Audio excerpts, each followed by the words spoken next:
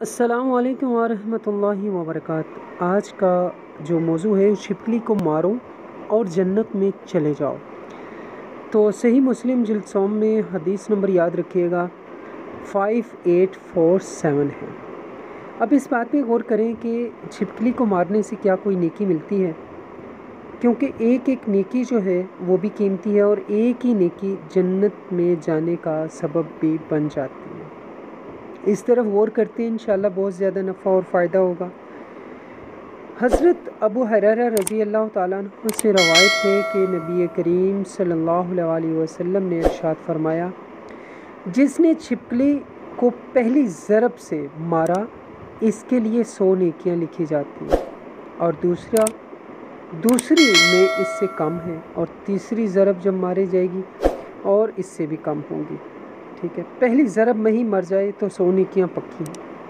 اب اس کی وجوہات بھی کچھ معلوم کر لیں جو میں آپ سے بتانا چاہتا ہوں کہ ایک جگہ یہ واقعہ بھی تحریر ہے، یعنی سامنے ملتا ہے کہ یہ ایک موذی جانور ہے۔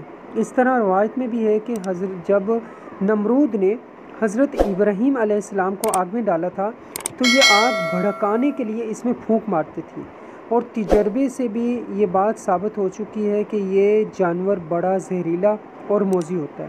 اگر کھانے پینے کی چیزوں میں اس کے زہریلے جراثیم پہنچ جائیں تو اس سے لوگوں کو بہت نقصان ہوتا ہے۔ رسول اللہ صلی اللہ علیہ وسلم نے اس کے مارنے کی ترغیب دی ہے اور اجر و ثواب کی بشارت بھی سنائی ہے۔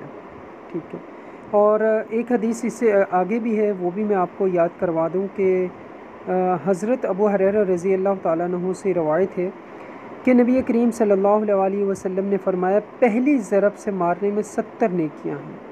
ٹھیک ہے، اور اس سے پہلی حدیث میں کہ جس نے چھپکلی کو پہلی ضرب سے مار دیا تو اس کے لیے 100 نیکیاں لکھی جائیں گی۔ ٹھیک ہے، یعنی اس کے فوراً مارنے سے وہ تڑپے بھی نہ اور مر جائے تو اس پر کتنی 100 نیکیاں مل رہی ہیں۔